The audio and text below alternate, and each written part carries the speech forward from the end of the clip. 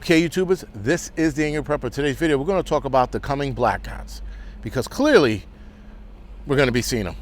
They've been warning about this pretty much the entire year. So for the last 6 months, we've been hearing about how hot the summers are going to be and how there's going to be increasing blackouts. And the closer we get to summer, the more warnings we get.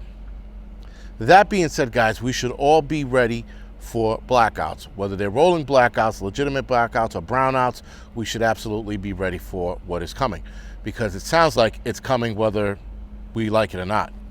Now, apparently they're telling us this is going to be a super hot summer. Demands, in a lot of places, demand for power is going to exceed that of the power company. So whatever demands that these power companies are getting, it's exceeding that. And they're already saying they're going to see a problem. Now, my whole problem with this whole demand exceeding, like all of a sudden now you got this explosion of people, probably because the borders are open, but you got this explosion of people. Now all of a sudden everyone has an AC and I don't know. I just find it interesting that they're blaming it on climate change, which, yes, guys, the planet is fucking heating up. I don't care what, again, anyone says. Clearly, we are watching it before our eyes. Now, is it a natural occurring thing? I think so. Is the planet dying? That's one of the talks that we keep hearing now. I don't know.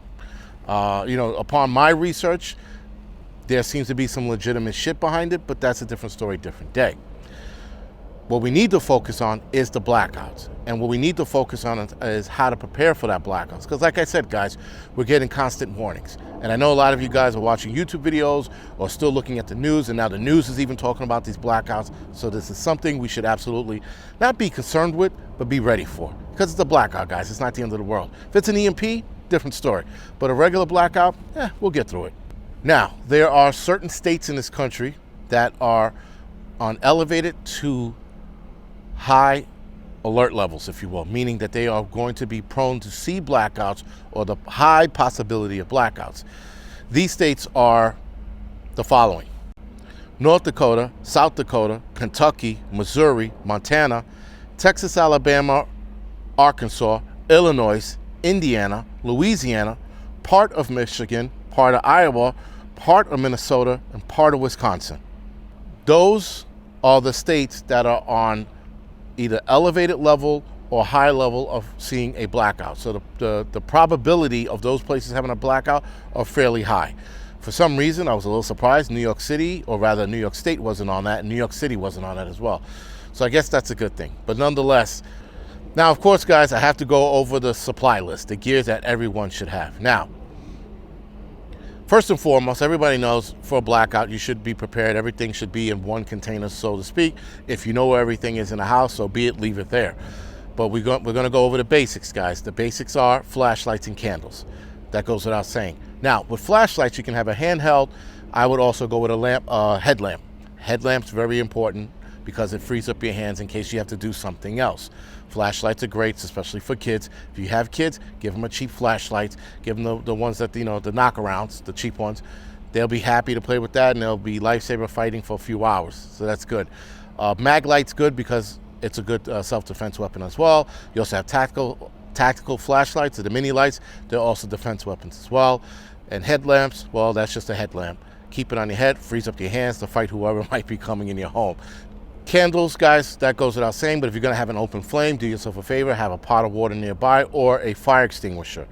Also, you need matches to light that candle as well. You could use your oven if you want, but it's easier and better if you use match. Now, water bottles, make sure you have a gallon per person per day, right? Some people will tell you 2 gallons. If you want to go 2 gallons per person per day, so be it. Knock yourself out. But a gallon per person per day is good enough. You can go with your own filtered water, or you can buy cases of water like Deer Park or whatever and put that to the side. Now, these are my favorite, solar lanterns or LED lanterns. Solar lanterns are like these right here. These lanterns are great because they charge by the sun, use no batteries, they last a pretty long fucking time. I'm going to put the link to these solar lamps in the description section below. But they're a home run, guys.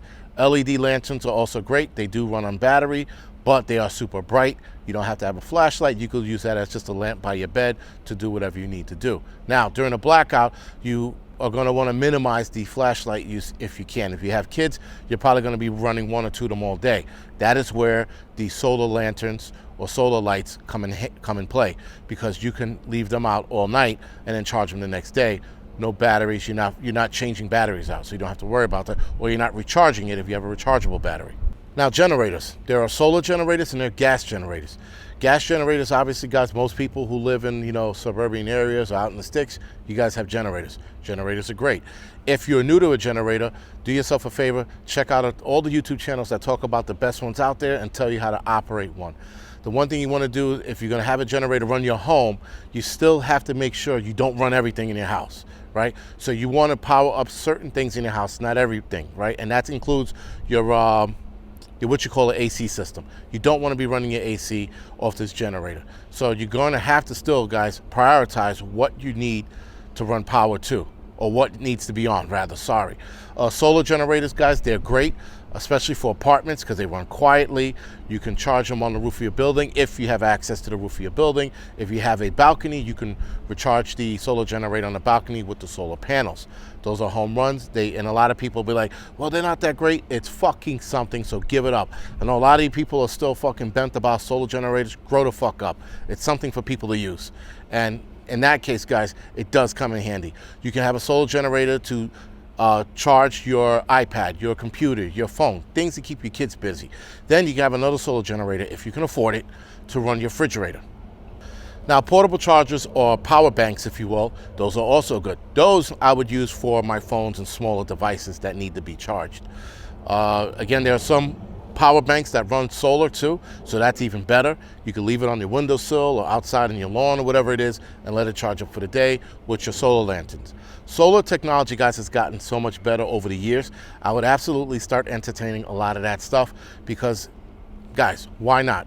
Let's grow with technology. Let's move along with technology. And if that technology is going to make your life a tad bit easier through a blackout, by all means, buy one of those things. Coolers, guys. Coolers are great. Coolers can also keep your food cold. If you have an issue with your fridge because your fridge doesn't have a great seal, or your freezer doesn't have a great seal, you can put it in a cooler. I would run out almost immediately to the store, get bags of ice, throw it in my cooler. The cooler that I use is a Yeti cooler because I swear by the Yeti coolers. But there are other coolers out there that are just as good. But Yeti, a lot of people say it's just a name. Whatever, it fucking works. So if you can afford a Yeti cooler, by all means. If not, look for other coolers that compare to a Yeti cooler. First aid kit, that goes without saying, guys. Whether you have a trauma kit or a small first aid kit, you're definitely going to need that. Medicines, make sure you have your personal medications on deck. If it's insulin, guys, or something that needs to be refrigerated, look into this. This is it looks like an insulin cooler, right? It's a small little device. Apparently people love them. They work great for blackouts. People even travel with these things. You charge it up, it cools off whatever you need to be cooled off for a certain amount of time. This is something to look into, guys. I'll have the link in the description section below. Do yourself a favor. You know somebody who's diabetic, get them one. If there's somebody in your family that's diabetic, get yourself two. Do yourself a favor and look into these things. These things are a home run, but they're temporary. I don't think they're meant to work forever, but they're definitely temporary, and they definitely will help you in a blackout. Now, the most important thing to have is cash. And make sure you have cash in lower denominations, like I would say singles and fives.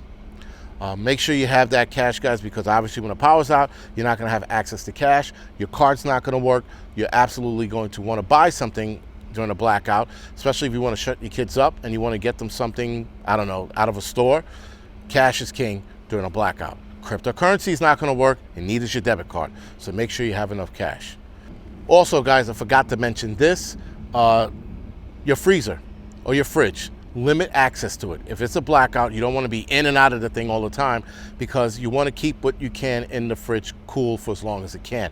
If it's a prolonged blackout and it goes past, let's say, the first, second day, anything that's in the freezer, start cooking it up. If you have the ability to can it, can that shit.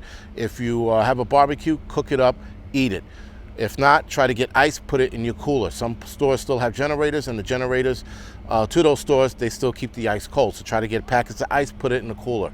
But do yourself a favor, if it goes past the second day, start cooking up a lot of the meat in your fridge. Or if not, can it, which I would go with first, canning the shit first. And then Other than that, guys, limit access. Kids like to be in and out of the shit all the time. Limit their access to the fridge and freezer. You want to keep what's in there as cool as you possibly can for as long as you can. If it's on a generator, then it really doesn't matter. But if you don't have a generator, limit the access to it. All right, guys, so other than that, I hope this video helped out. This is The Angry Prepper. See you in the next video.